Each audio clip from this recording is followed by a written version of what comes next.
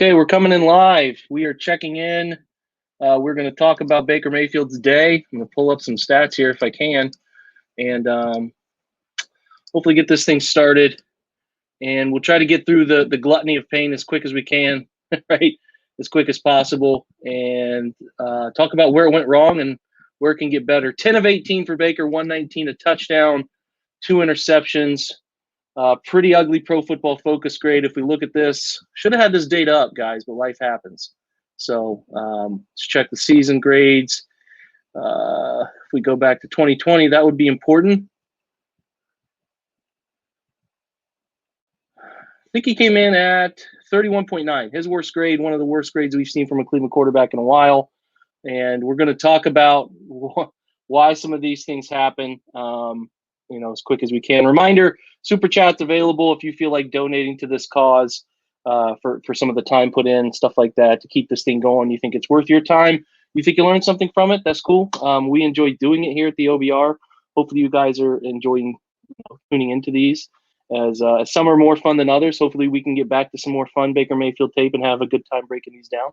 But until then, we will keep talking about a little bit of everything. So we'll start with Baker's first throw, right? With a slant flat combination on the backside.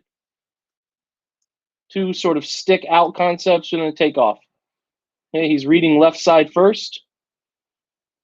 Okay, he's got his eyes focused here. You'll see him off the drop. I'm not entirely sure why he does not throw this throw right off the bat.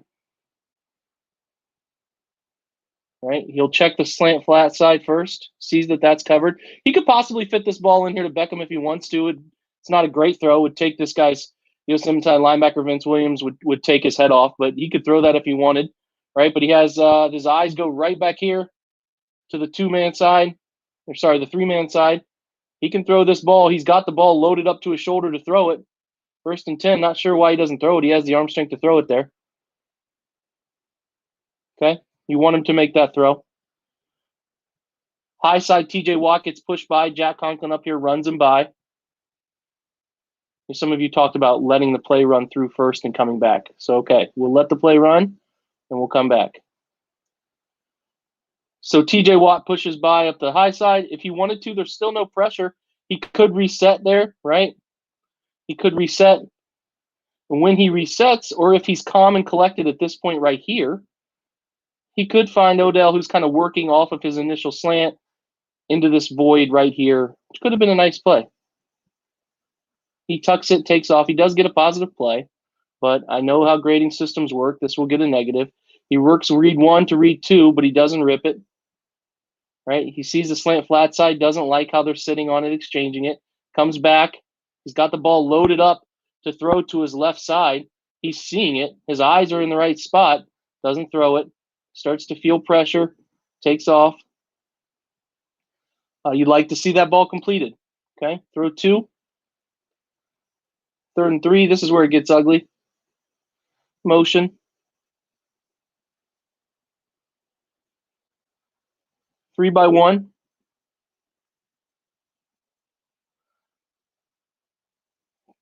Run it through. I think you all recall this nightmare.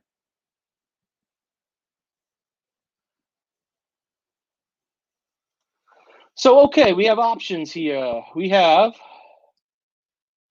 double slant from Harrison Bryant and Odell Beckham with the flat off of it, 3rd and 3.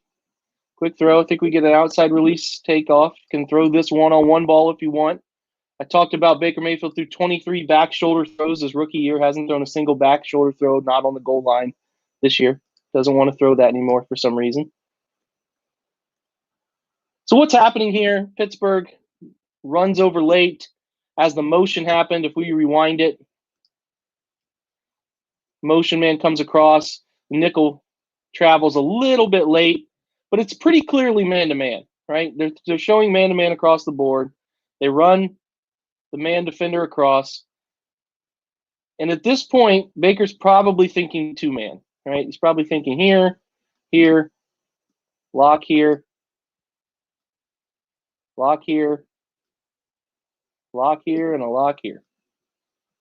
So he thinks once this defender clears this area, he has all of this space to work with, and he can hit his slant. It's his thought process. Problem is, right, he doesn't realize that Fitzpatrick is rolling down to, some call it lurking, some call it robbing. There are different terms used for this sort of thing. And he doesn't see it. He thinks that this slant is open right off the rip and doesn't notice that the void, there are two voids here. He can throw the flat route if he wants to right off the ball because he has leverage, or he can throw the second window slant. But you can't stare this down, and you can't wait this long because this lurk player, Rob player, is coming down to take it away from you. That's what happens. Pretty straightforward miss, and one that puts your team in a terrible position to start the game. It's an easy pick six, untouched. Nobody's even near him when he scores. And it's a nightmare throw for a third-year quarterback. And listen, these throws happen to quarterbacks all the time. You know, if you watch Aaron Rodgers, he had a really bad game Sunday. Sometimes you miss defenders, but you cannot make a habit of missing defenders like this. He just doesn't even account for the safety. Fitzpatrick is literally in his eyesight. We're going to move on. I don't know how he misses it, but he misses it. So 10-0 at this point. They come back out. And this was a throw that gave me concern that nobody really talked about live for whatever reason. We'll run it through.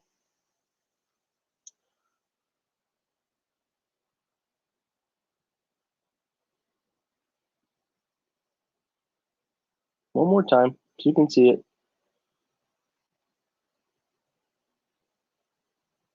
Okay, so we have a little hitch, dig, takeoffs on the outside. Again, he can throw those if he ever wants to. And then a invert, a little pivot, some call it a whip, pivot, whatever, on the inside. Okay? So he's just deciphering what the coverage is. So if we watch the coverage again, Pittsburgh's just kind of fire zoning this thing by not really fire zoning, but they're dropping one of. They occasionally Pittsburgh will take Dupree or they'll take Watt and they'll cover the hard flat with them. That's what they do here. It's just cover two by nature, essentially. Right? You got hard wheeling safeties to take over, play side. This one's wheeling backside here. The problem is we don't see the hitch route in time. We're locked on here. This is your answer. We lock on over the middle.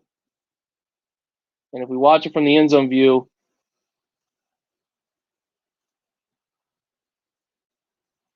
we miss the hitch and we double pump 2 or 3 times. And again, the eyes are never leaving this area right here. He's never looking right side. So when he comes back here, 94 has got his hand up. 97 has his hand up. And he's kind of, look at his body have to fade away to even find an angle to try and throw it. It's an easy knockdown. And if this ball doesn't get knocked down, I feel fairly confident that it might have been picked off.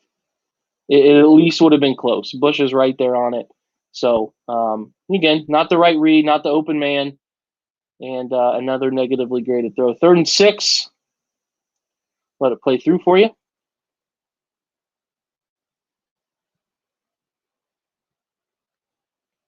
And listen, I will say this too. Pittsburgh covered well. Pittsburgh's a good defense. Their front creates pressure organically. They don't always have to blitz to get pressure. They do, but they don't always have to blitz to get pressure. They're just good enough in the secondary that they can handle being put in an island for the most part. But you have to take advantage of, spots at which there are opportunities to throw the ball against this defense. So you're going to get a vertical and an out route down here to the bottom side of the screen. You're getting Jarvis on a drag and then a sort of check release dig. They were doing this often. They were sending Hooper on a chip here, and then they'll dig him late across the middle. They did that often. Good way to slow down rush a little bit. Drag route. Okay, vertical, go route, and a sort of stem out route. On again, let's check the down and distance. I believe we're looking at 3rd down here. Let's see if we can get back to it. 3rd and 6, right? So this isn't easy, and some of these throws are easy misses. Some of them are not easy misses. Uh, these it got to the point where Pittsburgh was getting so much pressure on Mayfield that it made it even more challenging for him to make some throws. Now, Pittsburgh does a nice job of covering. You could maybe throw this ball. I mean, the high side pressure from Dupree here makes him step up, and as he's stepping up, Cam Hayward is driving Bitonio into his lap, which is a problem. Bitonio did not play well. Cam Hayward, fed him lunch there all game. So you can't really make a throw play side. But as the chaos is happening in here, what you would like to see him do is be able to find his shallow answer. And that shallow answer here is Jarvis Landry kind of working back into his vision. Again, not easy. You'll see from the end zone view here, it's not easy. Right? As the chaos is happening, he tries to find Hooper here, tries to reset, but things are in his face. I wouldn't grade this as a negative throw necessarily or play because pressure ends up winning. They cover pretty well and pressure ends up winning.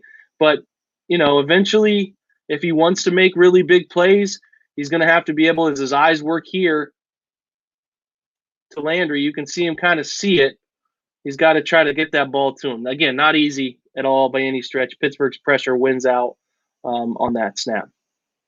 Just a simple boot action fake. They finally got him going. And I got to make this clear. These are the things that he is doing well. People keep talking about this new system, all that stuff. And there's elements to a new system all the time. Don't get me wrong. But the stuff that he is really consistently doing well is the play action stuff. The boot fake stuff is when he's performing his best in this offense. It's the gun action stuff. He's been doing schemes like mesh and drive and Yankee concept and a whole bunch of other similar concepts he's run throughout his football career. Those are what he's struggling with. So that's the stuff that concerns me the most. This one is a throw he has to make. Pittsburgh times up their pressure well. Right, we're on like their second or third drive. We'll take a question right after this play.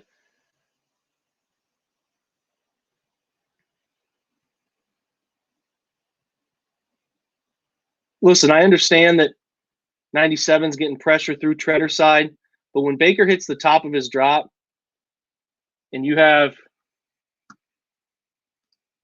this post route with this over route working here, slide to the left and throw this football into this void here. This needs to be thrown with anticipation, right? Needs to be thrown with anticipation. It's not easy. Eventually Fitzpatrick does start to drift on it, but if he throws it as we know he can throw it with zip on the football, it can be completed. Okay? Has to be able to make this throw.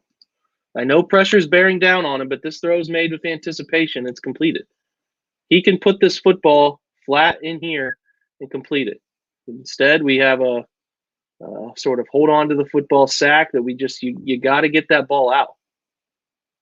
When he hits the top of his drop, look at it. Right here. If he just sees this play develop, it's an open window to throw this football. Slide to your left, deliver the football. Doesn't see it, sack. Again, not great protection, but also has to be able to deliver that throw. This is 3rd and 10. Sorry, we'll take one question after a couple questions after this. I'm sure there's one up right now. I just want to end this series. 3rd and 10. Pittsburgh's playing bail coverage. It's just simply cover 3 look. They're robbing. This is an example of where if he's going to be able to do this stuff for a living, he's got to be able to find ways to pull the football down. So this sails high on him. And you might ask, first of all, why, right? 3rd and 10, you have options. You have this seam route he could have thrown if he wanted to against cover 3. I don't mind going to the comeback at the high side of the screen or the out route. It's just you have to be able to pull it down, and you have to be able to throw over the top of guys who are in your passing window. So if you watch him here, 91 drifts right into the window, and he has to throw it over him, and hands are up. So, you could see his eyes lock on the whole time, and 91 gets his hands up. When 91 gets his hands up, you can see him have to throw over it instead of trying to step and slide and find a way to get his arm angle out clean. Okay? He has to find a way to get the arm angle out clean, or he's going to feel like he has to throw over the top of guys such as 91 here, and that's when the ball sails. So, again, the ball people keep asking about why is he high over the middle or why is he missed high? It's because he feels like he has to throw it over the top of outstretched arms. And the Browns could do a better job, their offensive line, of trying to get guys' arms down at the point of attack. That's something I would like to see them get better at, certainly. So, 3rd and 10 missed that could have been completed, and it's just 10-0 at this point. The Browns could have figured something out. So we'll pause for some questions. Mayfield needs to trust his eyes and ability. If he does that, he'll get back on track. I mean, yeah, he's got to also find calm. He's got to find a way to keep his eyes up, keep his eyes downfield when things are flying around him. If he can find a way to do that and just sort of change his sort of tone of body so that he can make great decisions among chaos, then yeah, I mean, there's certainly the ability is there. Baker can rip the football. There's no doubt about his arm strength. It's a matter of, can his composure, can his mental makeup, can his ability to decipher defenses catch up with his arm strength? That's the ultimate question for him.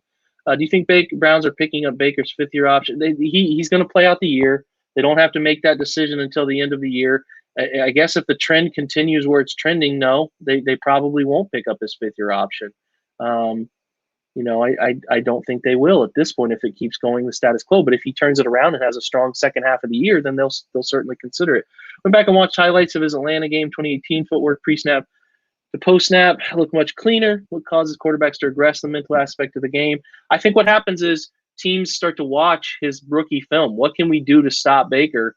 And I think it started to be something that Baltimore did late in the year, where they were really deciphering or sort of hiding coverages pre-snap to post-snap. Now, Baltimore busted a couple times. They gave up some big plays, but they were really trying to hide coverages. And a little bit of what Houston did his rookie year, and it started to carry into a second year where teams knew that if you take Baker off of his first read to his second read to his third read, he does not do that very well. And that's the difference. Teams were not hiding coverages against him all the time his rookie year. They were allowing him to get a clean picture of what the defense was going to do. And he was certainly playing with more confidence at that point in his career. And, it manifested itself in easier reads, easier throws, and he was making them. There's a lot less ease in his game right now. Teams know they have to box him into the pocket, make the read tougher, make it a read that is, we're going to get our hands up and in your face. We're also going to change the look pre-snap to post-snap, and you have to decipher it. And can you, in 3 seconds, decipher where the ball needs to go? And right now, he's not consistently doing that enough. Is that kind of lack of field vision due to not being able to see past his own line? A little bit. You have to find. Drew Brees talks about that. Russell Wilson, they talk about finding passing windows. I think it's an innate thing that you can do or you can't do. I thought Baker would not struggle with that at the NFL level based on what I saw in college. He did not have a ton of struggles with it his rookie season, but I think he's having a lot of struggles with that right now because teams are staying true to their pass rush lanes against him. They know that if they sit in and if they just stay in their passing lanes and mirror his eyes, if they just watch his eyes are going to take them to where he wants to throw, and that means that they can stay in his line of sight longer. I think there's certainly defensive line coaches who are teaching it that way, and that's a big part of things. There's a scouting report on Baker Mayfield. Can he rectify the scouting report and change it and change himself? I don't know. I don't know if he can overcome it. I don't know if he can start outsmarting defenses. The thing that is interesting is that the guys who are still young and are fooled by things, maybe like guys like Deshaun, guys like Josh Allen, guys like Lamar, Kyler Murray, are guys who can get out and move, and they can take advantage of their legs and their running ability to be able to do the things that help an offense stay on track when they maybe don't read a defense perfectly. Baker doesn't have those physical traits, so you're relying on his mental makeup, his ability to decipher defenses to be able to make those plays. So he doesn't have the physical ability with his legs that the others do, so he has to be sharper than everybody else, and right now it's not working out. Any questions?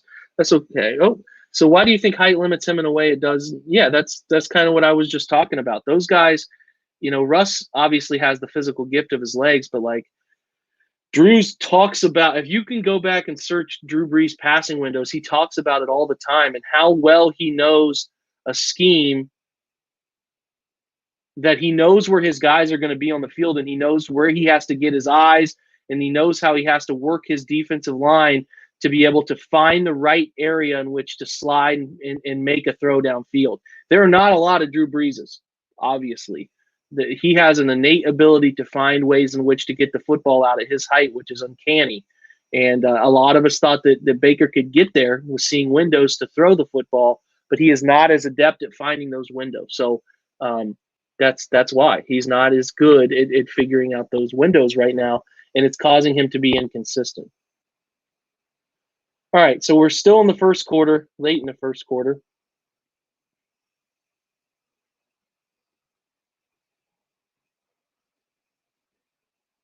This one was nice. He could have gone to either of the high side players.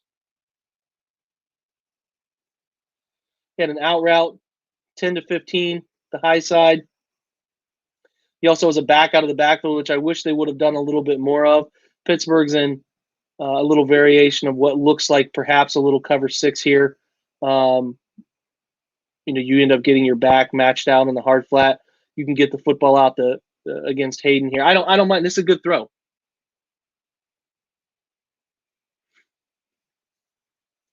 It's a good throw. One of his few times that he actually has a nice quick release, finding where he wants to go with it and get it out.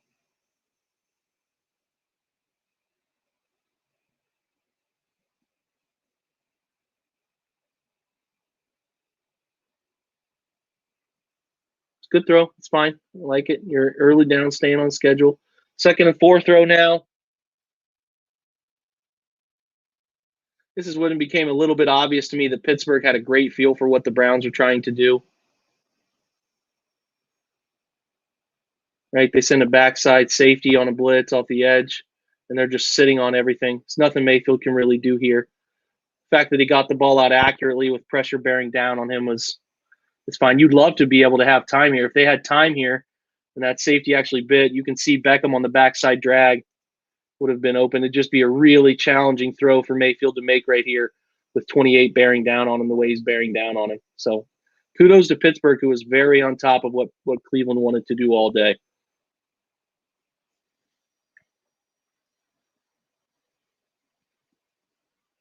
Third and 4, we'll let it run.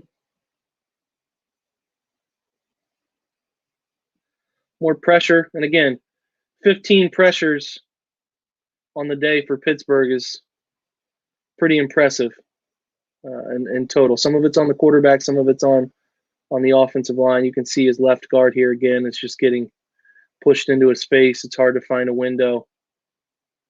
And Pittsburgh's playing a little man concept with a Rob, right? They're bringing Fitzpatrick everywhere. They're running him into the line and then backing him over the middle of the field to Rob stuff. Ideally, if you could decipher that it's man-to-man here, you can take a shot to the top of the field to 13. You can also, he does a nice job actually here of identifying Minka sitting underneath 85's deep slant. It's kind of a deeper slant, 5-step slant probably. If he throws that to either of these two inside guys, it's picked. The route that's open, bottom of the field here, is the dig route to Landry that can get you first down. But again, this is good coverage.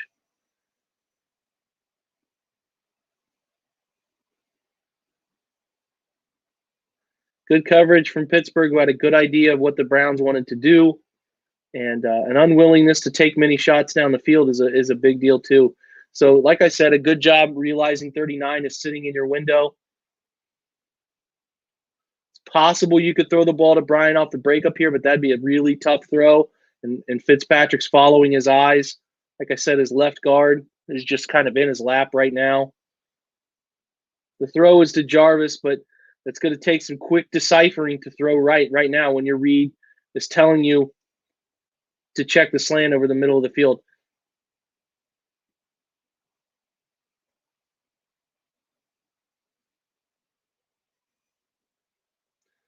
Should be noted again, Pittsburgh had a really good game plan in this one. This is a good ball here. It's only a 2-man route. It's a 2-man route against what is that, 7 zone defenders. So being able to complete this sort of sideline stop route. I mean, Beckham's running an out and up from a tight alignment down here. Bottom of the screen, out, up, settle. You know, the read there is that if you have down coverage with nobody over the top, you can take off on that. But if you feel like you're getting topped, if the defense is able to take the high side leverage, you can stop it on the sideline, and that's a really great throw. Mayfield didn't have a ton of great throws. He had time here.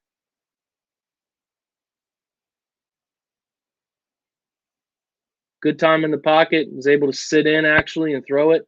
And that's a good throw on the sideline, a really great throw. Okay, we could take a question or two here before we keep going. I think we're almost pushing the halfway point, maybe even further on this thing at this point. What happened in the middle? That's a great question. I've been researching middle of the field throws and what's going on. Like, they have to find a way to get Odell in slant situations and Jarvis in slant situations. They have to find a way, like they did against Washington, to decipher opportunities where they can get their guys the football over the middle of the field. They just have to find a way to do it. I don't know if there's situations where they can predict what the defense is going to do, but yeah, they have to find a way to do it. I agree. They are throwing outside of time. His anticipation's gotten worse over time. Remember, in 18, he was able to throw with anticipation outside the numbers. He has been throwing fine outside the numbers for the most part, I will say.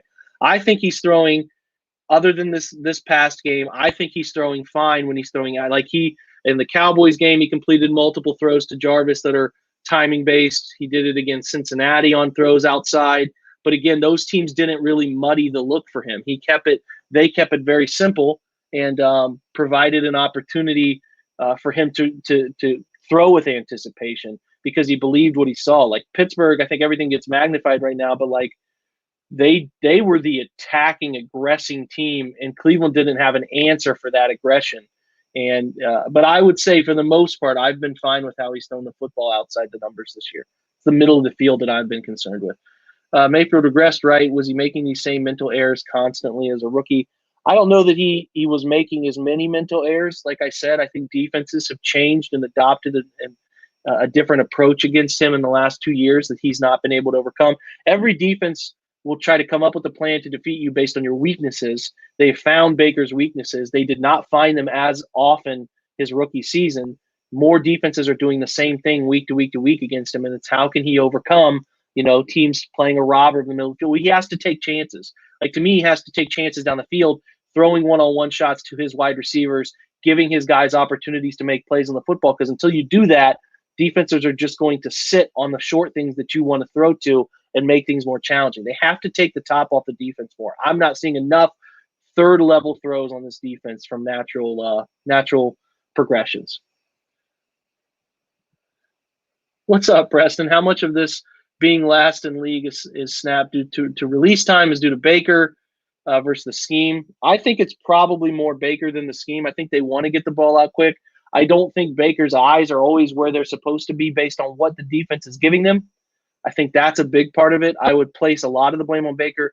I would also place some of it on their boot action stuff that skews their time to throw. So they run a high volume of play action, whether it's straight drop play action or boot play action, that is going to have a lot of time to throw and will probably skew those numbers a little bit. But from the gun, I think that's been a big problem. Is they're not getting the first read. His eyes are not where they need to be consistently enough, and then can he get work the first read to the second read quickly? I don't think that is happening enough. You feel like the Titans will potentially give the Browns a blueprint for how to handle the Steelers defense? Maybe, kind of, yeah. I mean, they do some fun things. I think they certainly could. I'll be interested to see going forward how some teams who run similar offensive structure are able to do things against Pittsburgh. Tennessee specifically, because they do a lot of heavy tight end usage, and they do some different run variations too.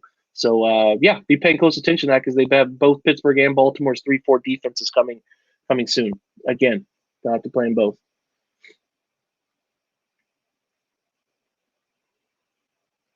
Okay, second quarter now. There's a holding call here at the top of the field. It's hard to say here. We're going to run this one through. I would love to be able to find the dig on the high side. It's just once you have to step through that pressure right there, it's really hard to get your eyes back from here to here. His right guard just gets toasted, and obviously Conklin ends up holding Watt. He had a really bad game dealing with TJ Watt there off the edge. Pittsburgh just rushes so quickly on the high side of the edge. So it's 3rd and 12. This one's tough. This is the interception. Again, you're supposed to get a chip. I don't know what's going on with Hooper here. I don't know, Hooper doesn't get the snap count, but TJ Watt is 2 big steps off the line before the chip happens here. You're supposed to get hands-on to slow him down. That never happens. Watt sees the snap count better than Conklin and Hooper, so he's already in the backfield, forcing Baker to step up, making him uneasy. So he has to get out of that. By the time he gets out of that, he's got the left guard in his face again. So, but what I would like to see, again, not easy here, is that this point here when guys are pushed by is to kind of just reset and examine. You have 2 options, right? You have Odell's deep curl, and you have Hooper here at the bottom of the screen. Now, Hooper probably doesn't get a first down, but it's a safe completion, and you punt, or he makes a man miss, and you can get a first down. This throw, though, is really unacceptable. I mean, no matter how much pressure you're getting, you can't just loft a floater into coverage like this. So, again, I understand that the pressure here is immense. You have to step up. When you step up, your left guard's in your face, but you kind of can reset here. You know, Dupree's kind of hanging, but you can reset and slide, and you do have some time right here to make a throw to 13 in your window here. You're going to have to take a hit, but that's the thing I haven't seen enough from Mayfield is the ability to sit in, know that you're going to take a shot in the chin, and still deliver the football. It's tough to stare down the barrel of the gun and make throws. He doesn't seem to want to do that. He's running at an angle back to his right and just lost a floater up to, I don't know. That's kind of a JV quarterback decision here. That's a really bad. I don't know if he doesn't even see 20, the corner, cover 2 corner kind of floating there. I'm not sure, but that's a really bad decision and impacted his grade pretty heavily.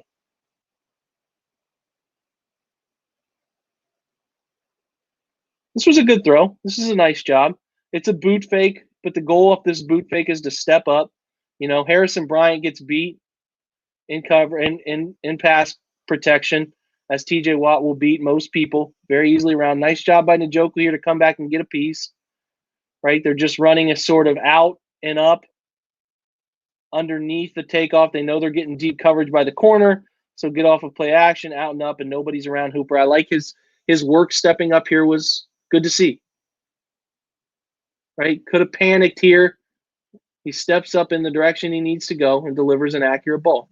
It's a good throw. One of his, I would say he had 3 pretty good throws in this game, and those were a couple of them. That comeback to Beckham off the out and up, and then that one there.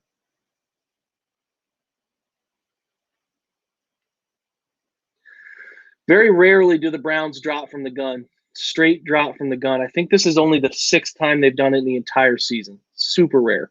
1, 2, 3, 4, 5. Now, when Baker gets comfortable, I need him to pull the trigger. Okay? He has his 2 tight ends here. And you know, they're in 13 personnel. They're using 3 tight ends. This is a throw that he made his rookie year. He has vertical carry here, some vertical here, and sending Njoku up the seam, back on a swing. Trying to take advantage of some bigger players against smaller coverage defenders.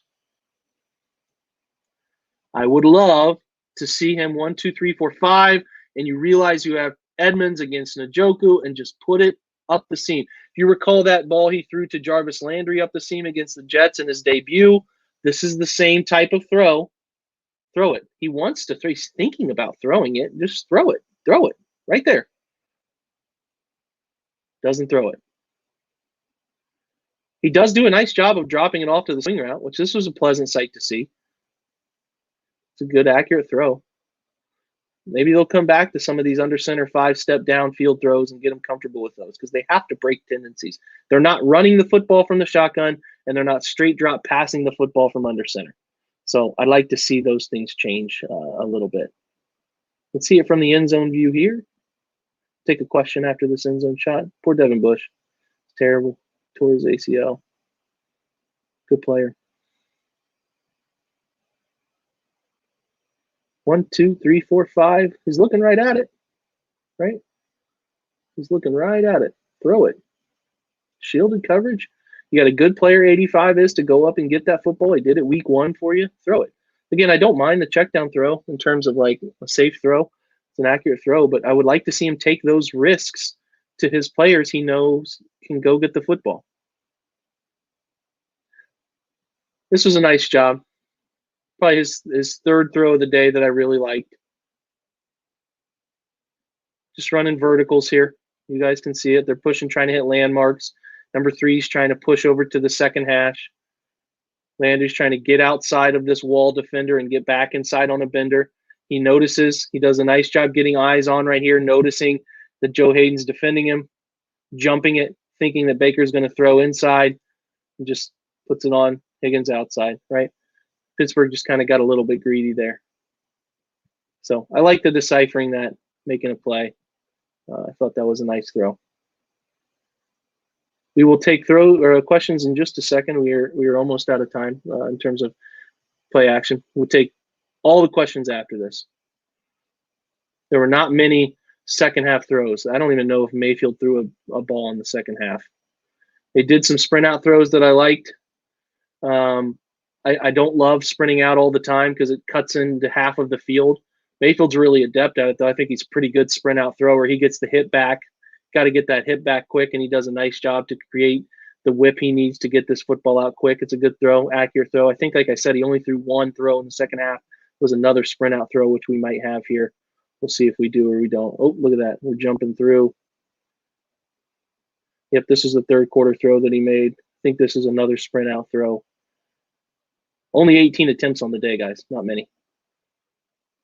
Yep, another accurate sprint out throw. He could if he wanted to, if he wasn't getting pressured like crazy off this right side, right? Like Watt makes Conklin miss here. You'll see Conklin just kind of whiff. He gets inside and he's in his face. If he had time, this over throw here, could throw that if he wanted to, if it was early downs. But listen, a couple things before we take some questions. Pittsburgh played them really well. Pittsburgh changed coverage looks. Pittsburgh put in some things that were new for this week. They knew that they could put things in for this week because it's not a quarterback that's going to quickly decipher coverage busts if they have them. Baker made 2 really bad throws. That second interception was a terrible decision off scramble drill. Throw it away. You don't have to give Pittsburgh the ball right there at the 40-yard line. Punt it to change the game. And the pick six was pretty brutal. He missed a couple reads that I think cost his team opportunities to create yards. He missed a comeback that he needed to be able to throw that he ended up throwing high. And when you only throw 18 throws and you're pulled midway through the third quarter, that's going to result in a pretty poor grade. I don't think the pressure helped. I think Pittsburgh they're an enigma to Cleveland that they have to figure out. They have to figure out how to run the football between the tackles against them because their edge players do not let them run the football wide all the time, so your boot action stuff gets eliminated. And it's going to be a challenge. How they handle these 3-4 defenses, Baltimore, Pittsburgh, are certainly going to be an issue. But Baker has to play better. He's not playing well enough. They're asking him to be able to manage football games, and he wasn't even able to manage this one the way he needs to manage it. They're not even looking for him to win football games right now. But your OC has to be a perfect play caller all the time, and that's Stefanski. And if he even messes up a little bit, they don't have a quarterback who can overcome it. So the margin for error is very small right now. So I certainly think Baker just has to be better. There's no way around it. I'm not going to tell you he's playing well. He's not playing well. He's not seeing things well enough. But again, kudos to Pittsburgh. It wasn't like Pittsburgh was leaving a bunch of people open all the time. They played really well too. So questions. Baker's 9-9 in the red zone this year, 2 touchdowns behind Brady for the 5th most. Why is his red zone playing 18 and now 20 just success and the rest so poor? Sometimes it's busted coverage. Sometimes he's making pretty. I don't have a great answer for that. I think sometimes the guys are schemed open, like Cincinnati, the rail route was open, or the square in against Washington. He's also making some pretty easy play action throws. The slant to Odell was a very simple throw. The play action against the Cowboys to Hooper was a simple throw. They have not been very many challenging red zone throws. So I don't think it's really him making a ton of great plays in the red zone. He's just doing a nice job of taking what's been given to him off of his first play action read. So Yeah, I'm not blown away by the red zone stuff this year. Do you think after last year? Yeah, of course he did. He threw 20 interceptions, 21 interceptions, maybe 22. I can't remember. I think there's a level of Baker Mayfield that is a guy who's afraid to throw interceptions, so he's not throwing as many one-on-one throws as he normally does. Like I said, he has not attempted the back shoulder throws that we saw his rookie year. He's uncomfortable doing it clearly, and it's costing this offense the ability to take the third level of the defense consistently and challenge them. I think that's a big problem. He's not comfortable putting his wide receivers in 50-50 situations because he doesn't think they're going to catch it, and he's afraid of the high-volume interception stuff. I definitely think he lost confidence there, but he's got to find it. No one else can gift wrap confidence, put it in a bag, and hand it to him. He's got to find it somehow. His quarterback coach, his play caller are giving him some easy throws. He has to make those throws, and but then also he has to make his own confidence. He's got to make plays with what they're asking him to do. Any others? Lack of receiver hurts Baker with speed. Odell can really run. Jarvis, not so fleet of foot. Rashard Higgins, not so fleet of foot. I would not be one bit bothered if they went out and got somebody like Perriman, lid lifting defensive player, John Ross, somebody that can really run. I do think they could use an element of somebody who can really, really, really run, a lid lifting type player. I think that would be that wouldn't be a problem for me if they did that. I think Baker's eyes are routinely in the wrong spots because he's not scanning while dropping and therefore not seeing any pre to post. Yeah, I certainly think that they're asking him to decipher where to go with the football. They're asking him to go through reads, and he's not always getting to the right read at the right time. And when he doesn't get to the right read at the right time, he's late getting to where he needs to. So between Stefanski and Baker, they got to figure out, man, how do we get my eyes to the right spot right off the snap so that when pockets are clean and when I can throw in rhythm, that I have the right read in front of me. They have to figure that out between the two of them. But there's also going to be times where Baker has to be able to work left to right progression and do it with calm and comfort. You have to have your quarterback do that. You cannot always just rely on the scheme. So that has to be better. I think that has to be better in both the quarterback and the play caller. They've admitted as much. And hopefully they can find a happy medium there and get better with that. At what point does AB begin to look at quarterbacks in the draft? Listen, I'm going to say this. I think they probably are. I think they're probably doing their due diligence. Does looking at quarterbacks in the draft mean that you're not still believing in Baker Mayfield? No. I think they are giving him every opportunity to prove himself over the rest of this year and probably the rest of next year. So I think they will give him, like I said, opportunities to continue to prove himself, but they would be remiss if they did not check out quarterbacks in this draft, because if things go really south over the next 8 weeks for Mayfield, which is in the realm of possibility, I'm not predicting it, it could mean that they need to draft one and they would rather be prepared. So I'm sure that they are having scouts check out quarterbacks. Yes. Do you think he's in danger of getting benched even if they're winning with him? It is challenging for them to bench him if they're winning, unless it's abundantly obvious that he is the biggest problem. So some games where I think he's been a problem, they've been able to run the football so well it doesn't matter. I think that this game was an eye-opener for a lot of fans about him not being able to overcome adversity and odds. There's a trend with him against any sort of good defense. So I don't, like I said, if they're 6-3, I don't think they're going to bench him. But if they start to notice that the quarterback play is a problem, consistently a problem, not managing the game, but he's holding them back, they'll consider it. But I would be pretty surprised if they got to the point that they benched him this year, put it that way. And that might be a wrap for questions. That's okay. This was not a fun one. I don't think we had a ton of people tune in because they probably didn't want to relive this madness. I don't blame you. I hope that as we continue to do this over the season, we get some more fun games. So I hope we can do a little bit more of this fun stuff as time goes on. Again, if you have any more questions, you can DM me on Twitter. You can put them in the OBR's Ask the Insider section. The $1 per month to join us, that's it. We're going to start putting these at the OBR exclusively eventually because we want you guys to join us and see all the things that we offer. So do that. I thank you for joining us. If you sat through this madness, it was not entirely fun to sit through. And if I missed your question in the comments, I'll try to get to it. I'm sorry.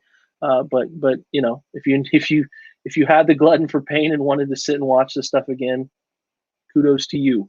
It's not fun to break this stuff down when they get their butt whipped like this. So yeah, again, check us out at the OBR. Hope you give us a shot. $1 for the first month. And until next time, guys, go Browns.